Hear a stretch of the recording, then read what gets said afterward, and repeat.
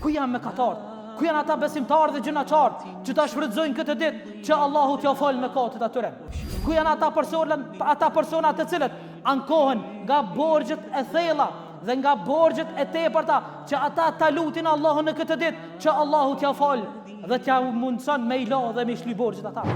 O ju robër të Zotit, kjo ditë është dita e lutjeve, është dita e kërkesave, është dita që ne do të më nënshtru Allahut Azza wa Jall. Mjafton që ne ta dimi vlerën e duas dhe lutjes në këtë ditë. Ajo që është shënuar në për librat e haditheve të sakta të pejgamberit alayhis salam, se një prej duave më të gjata në jetën e pejgamberit alayhis salam padyshim ka qenë në ditën e Arafatit, ku pejgamberi alayhis salam e fali namazin e drekës dhe e fali namazin e ikindis së bashku, vetëm më uliru në mënyrë që ta lut Allahun Azza wa Jall me dua dhe me lutje. Të dashur vëllezër, a mund të paramendoni sa ishte kozgjatja e pejgamberit alayhis salam në dua dhe në lutje? Ku ai sallallahu alaihi wasallam i ngriti duart e tij të bekuara lart drejt qiellit, duke e lutur krijuesin e gjithësisë për çdo çështje të cilën ai dëshironte. Dhe duart e tij të bekuara nuk i uli derisa erdhi koha e namazit të akşamit.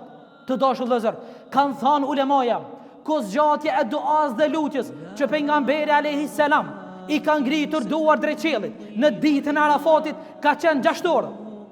A mund ta paramendoni të dashur vëllezër besimtar, 6 orë pa i ul pejgamberi alayhis salam durt, vetëm me e mësu umetin e tij, popullin e tij, mu dhe ty i dashur vëllezër besimtar, dobin dhe mirësin e lutjes dhe duas që ka dita e Arafatit. Andaj, ku janë mëkatarët? Ku janë ata besimtarë dhe gjinaqarë që ta shfrytëzojnë këtë ditë që Allahu t'ja fal mëkatet atyre? Ku janë ata persona të cilët ankohen nga borxhet e thella dhe nga borxhet e tepërta që ata ta lutin Allahun në këtë ditë që Allahu t'ja fal dhe t'ja mundson me i la dhe me shly borxhet ata? Ku janë ata të cilët kërkojnë një punë të rahatshme në mënyrë që Allahu t'ja mundson ta gjejnë atë punë? Ku janë ata persona të cilët janë lodhur duke kërkuar një grua të ndershme dhe të moralshme në mënyrë që ta lut Allahun te bareke ve taala, Allahu t'ja mundson atij? O vëllezër besimtar, Zoti jon është bujar. Andaj në këtë ditë të madhe lutni Allahun te bareke ve taala për çdo çështje të kësaj dunjaje. Mirë po, bëje pjesën më të madhe të lutjeve të tua, të duave të tua të jenë për në botë tjetër, me e fitu knatësin, rizallëkën e Allahut Azza wa Jall, me e fitu gjenetin, me po ftyrën e Allahut te bareke ve taala dhe me u bashku me njerëz të mirë, me pejgamber dhe me njerëz të sinqert në Xhennetul Firdaus. Mirë po, paraprakisht të dashur vëllezër besimtar, çdo besimtar dhe çdo musliman duhet të merr sebepet dhe shkaqet që Allahu t'ja pranon këtë dua dhe lutje.